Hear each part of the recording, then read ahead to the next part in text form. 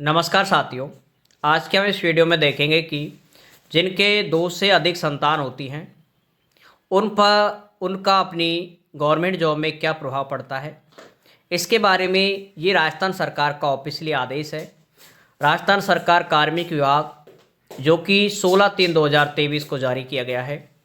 हम यहाँ पर प्रत्येक पॉइंट को अच्छे से देखेंगे ताकि आपको ये चीज़ क्लियर हो जाए कि आपको क्या इससे नुकसान होने वाला है। यहाँ पर आप देखें, जो काम के पॉइंट हैं हम उन्हीं पर ध्यान देंगे। फर्स्ट नंबर का जो पॉइंट है वो आप यहाँ पर देखें, संक्षिप्त नाम एवं प्रारंभ। इन नियमों को राजस्थान विधिक सेवा संशोधन नियम 2023 कहा जाता है। यानी जो पहले के नियम थे उनमें थोड़ा बहुत संशोधन किया गया है, इसलिए ये 2023 में इसको जारी किया गया है। पहले नियम अलग थे, अब वर्तमान में नियम जो हैं वो आपको सामने यहाँ पर इस वीडियो में आपको मिलेंगे। दूसरी यहाँ पर बात है कि ये आधिकारिक राजपत्रित में इनके प्रकाशन की तिथि से लागू होंगे।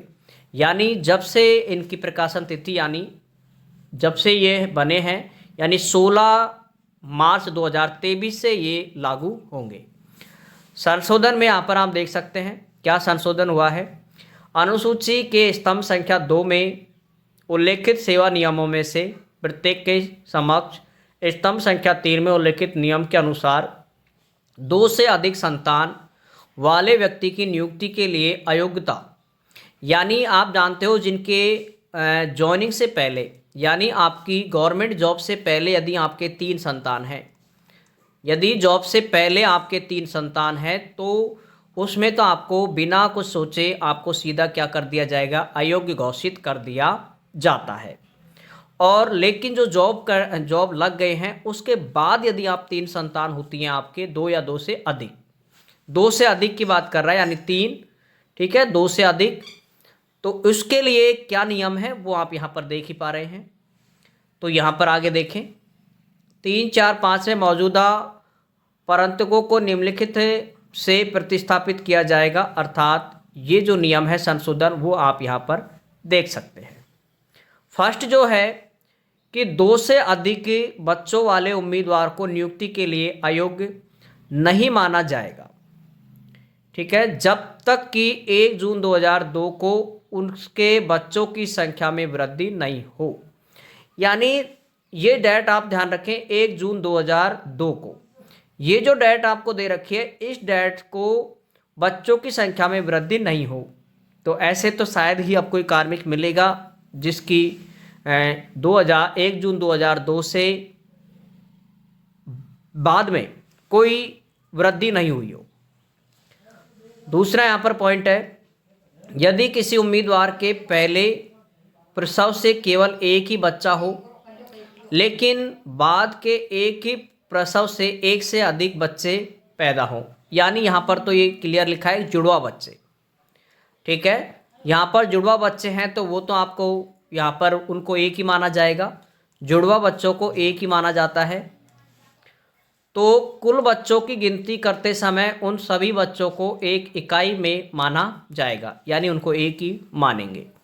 इसके बाद अगला जो है थर्ड नियम, किसी उम्मीदवार के कुल बच्चों की गिनती करते समय पहले प्रसव से जन्मे और विकलांग बच्चों को नहीं गिना जाएगा। भाई यहाँ पर क्लियर लिखा है कि जो पहले प्रसव से जो भी विकलांग बच्चे जन्मे हैं उनको 2 बच्चों की श्रेणी में नहीं गिना जाता है, ठीक है, तो विकलांग बच्चों को भी यहाँ से नहीं गिना जाता है। चौथे नंबर पर आप पॉइंट देखें, कोई भी उम्मीदवार जिसने पुनर्विवाह किया है जो किसी भी कानून के विरुद्ध नहीं है, ऐसे पुनर्विवाह से पहले वह उस उपनियम के तहत नियुक्ति के लिए अयोग्य नहीं है, तो यदि ऐसे पुनर्विवाह से एक ही प्रसव से कोई बच्चा पैदा होता है तो वह अयोग्य नहीं होगा, ठीक है। यानी अगर कोई महिला कार्मिक अगर पुनर्विवाह करती है और पुनर्विवाह के बाद में कुछ बच्चे उनके पहले भी हो सकते हैं और पुनर्विवाह के बाद में अगर उनके और भी बच्चे होते हैं, कोई बच्चा पैदा होता है तो उसको भी अयोग्य नहीं माना जाएगा। ये बात इसने क्लियर लिखी हुई है। 5वें नंबर पर हम पॉइंट देखें, इस उपनियम का प्रावधान विधवा और तलाकशुदा महिलाओं की नियुक्ति पर लागू नहीं होंगे। ये भी बात है कि विधवा और तलाकशुदा महिलाओं पर जो ये नियम है दो से अधिक संतान वाला, ये उनके लिए नियम लागू नहीं होता है। आगे यहाँ पर देखें, यहाँ पर जो मेन जो मुख्य बात है वो यहाँ पर है दूसरे नंबर पॉइंट में कि इस अनुसूची के स्तंभ संख्या 2 में उल्लेखित प्रत्येक सेवा नियम के समक्ष स्तंभ संख्या 4 में उल्लेखित नियमों का मौजूदा प्रावधान जिस तारीख को, यहाँ पर लिखा है क्लियर, जिस तारीख को किसी व्यक्ति की पदोन्नति देय हो जाती है उस तारीख से 3 भर्ती वर्षों तक उस व्यक्ति की पदोन्नति पर विचार नहीं किया जाएगा। ये सबसे बड़ा लॉस है। समझ रहे हैं आप ये चीजें कि 2 से अधिक संतान वालों का क्या लॉस होता है। 2 से अधिक संतान वालों का जो मेन लॉस है, जो कि मुख्य रूप से ये आपको हानि होती है, वो ये है कि व्यक्ति की पदोन्नति के लिए कितने वर्ष तक, 3 भर्ती वर्षों तक। जैसे मैं आपको बताऊं, यहाँ पर अगर किसी का चयन 2023 में हो गया, ठीक है, तो वरिष्ठता लिस्ट होती है, उसमें वरिष्ठता जो सूची होती है उस सूची में इसका नाम आएगा 23-24 वाड़ी में, ठीक है। लेकिन अगर इनके 3 संतान हो गई तो फिर इनका नाम आएगा 23-24 की बजाय इनको 2024-25 में कैंसिल हो गया, 2025-26 में कैंसिल आउट, और उसके अलावा 2026-27 में।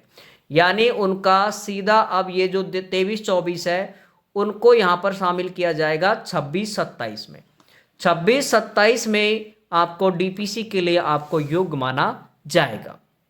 जो पदोन्नति होती है आपका सेकंड ग्रेड से फर्स्ट ग्रेड में जो प्रमोशन होता है उसमें सबसे ज़्यादा लॉस यहाँ पर ही होता है, क्योंकि 3 भर्ती वर्षों में आपको पदोन्नति पर विचार नहीं किया जाता है।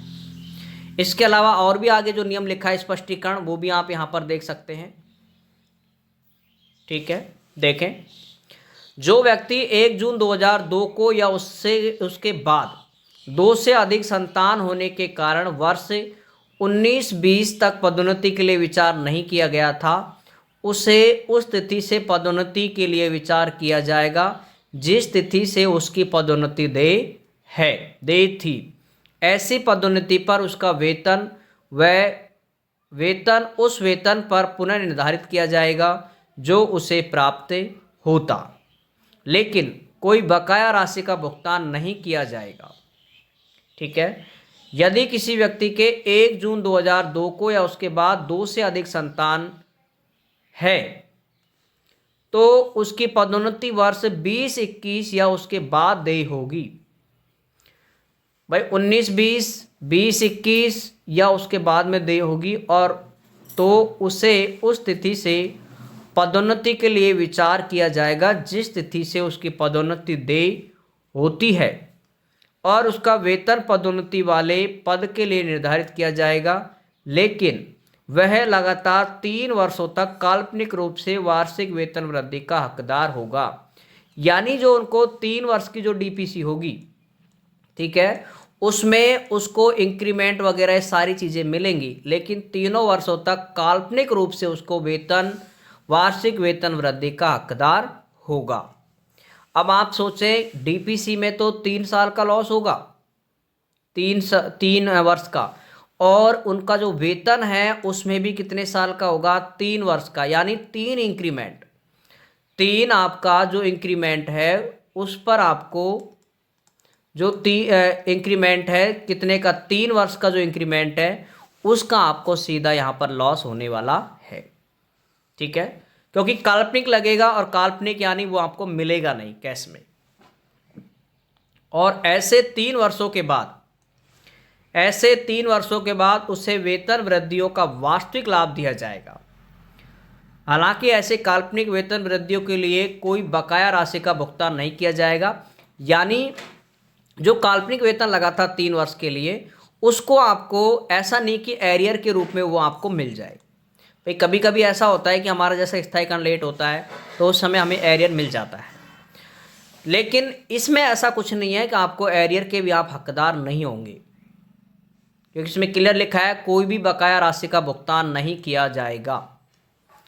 इस उपनियम के प्रावधानों के अनुसार पदोन्नत व्यक्ति के बाद की पदोन्नतियों पर कोई परिणामी प्रभाव नहीं पड़ेगा, यानी एक बार 3 वर्ष के लिए आपका प्रभाव पड़ेगा उस पर, उसके बाद में जैसे आपकी डीपीसी हो जाती है उसके बाद आपको किसी भी प्रकार का कोई आपको लॉस नहीं होगा। सेम सबकी तरह आपकी डीपीसी बाकी के जो भी नियम होंगे वेतन का, इंक्रीमेंट का और डीपीसी का, दोनों आपको मिलेंगे। जो व्यक्ति पहले से ही पदोन्नत है, इस उपनियम के लागू होने के कारण पदोन्नति पदों को वापस नहीं लिया जाएगा, यानी ये 2023 का रूल आया है।